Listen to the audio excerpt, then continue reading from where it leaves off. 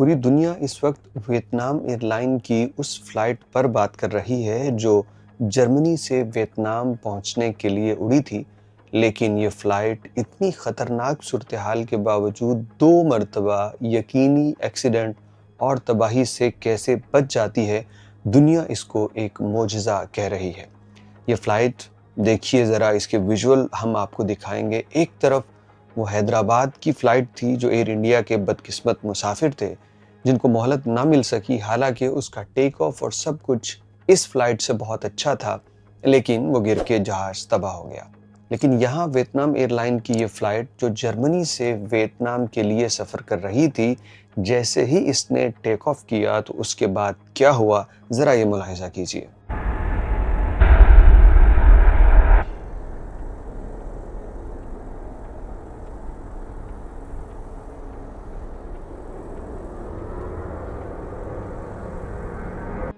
ये जर्मनी का Munich airport है जहां एक बड़ा रनवे था इस 787 बोइंग तैयारे के लिए, और यहाँ इससे भी बड़े जहाज़ उड़ते हैं और ये रनवे काफ़ी है। लेकिन ये जहाज़ के अंदर टेक्निकल फॉल्ट हुआ, पायलट की गलती थी या कोई मिस जजमेंट थी। इस तैयारे ने बहुत लेट टेक ऑफ किया, जिसकी वजह से आप देख सकते हैं कि ज़मीन से गुबार उड़ा, क्योंकि जहाज़ रनवे को तकरीबन छोड़ चुका था। इसने रनवे को डैमेज तो किया ही, साथ ही हवा से जो उठने वाला गर्दो गुबार और पत्थर और दीगर चीज़ें थी, उसने जहाज़ की टेल और उसके छोटे विंग को भी मुतासिर कर दिया। जैसे ही जहाज़ ऊपर उठा, अब पायलट को पता चल चुका था कि मेरा जहाज़ डैमेज हो चुका है।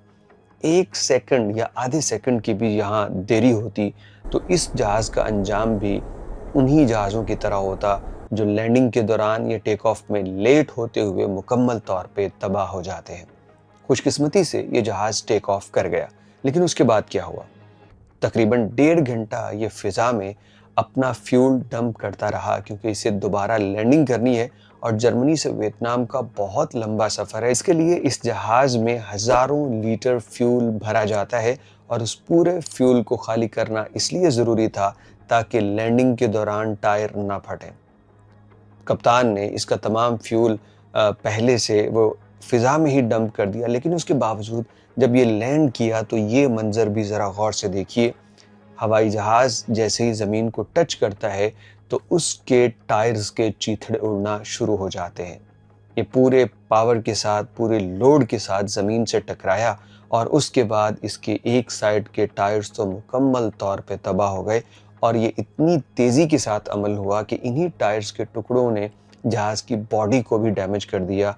और उसके बाद जब ये जहाज़ लैंड करता है, इमरजेंसी गाड़ियाँ इसे अपने हिसार में ले लेती हैं और ये जहाज़, इसने बहुत ज़्यादा नुकसान किया है। ये जहाज़ भी 5-6 महीने के लिए तो ग्राउंड हो गया, लेकिन दोनों एंड एयरपोर्ट के इसने वो जो हैं बुरी तरह से रनवे के बर्बाद कर डाले, क्योंकि एक तरफ जब टेक ऑफ किया वो भी डैमेज किया और जहाँ पे इसने लैंड किया वो रनवे भी इसने वो साइड भी डैमेज कर दी। दोनों सूरतों के अंदर इस एयरलाइन के मुसाफिरों की किस्मत बहुत ज़्यादा ये लकी थे अपनी किस्मत के कि ये एक ऐसे यकीनी हादसे में बाल-बाल बचे हैं जहाँ तकरीबन 80% हवाई जहाज़ों के साथ ऐसा हो जाए तो बड़े-बड़े सानहात रूनुमा होते हैं।